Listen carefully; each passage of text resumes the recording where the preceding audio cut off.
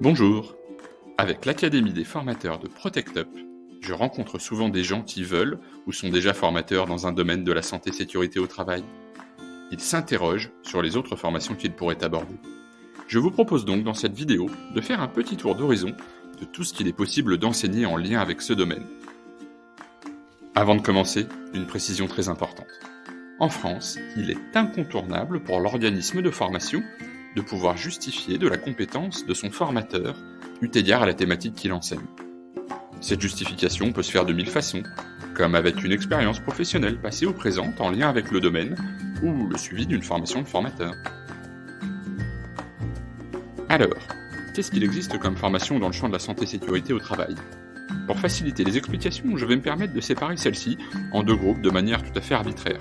Un groupe avec des formations généralistes, sans lien avec un métier particulier, et un autre avec des formations plus en lien avec un secteur d'activité ou une technique métier.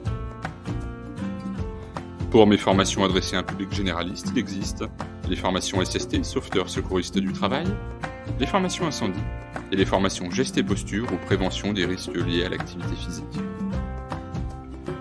Pour les formations plus spécifiques, nous avons les formations de préparation à l'habilitation électrique, les formations à la conduite d'engin, ou CACES, les formations pour les comités sociaux et économiques, les formations de travail en hauteur, les formations AIPR pour l'autorisation d'intervention à proximité des réseaux, les formations risques spécifiques, comme les formations atmosphère explosive ou risques chimiques, et les formations des métiers de la sécurité, sans oublier toutes les formations à la carte, à la demande de vos clients.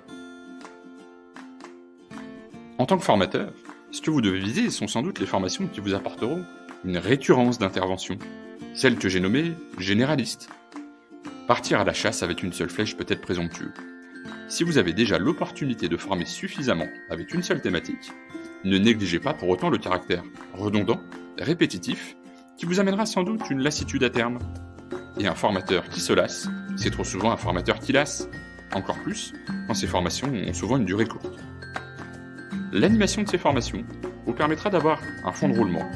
Toutefois, je vous invite à creuser dans votre expérience professionnelle ou du côté des autres formations de formateurs. Cela vous permettra ensuite d'enseigner des formations plus ciblées, plus techniques, en lien avec un métier ou un secteur d'activité.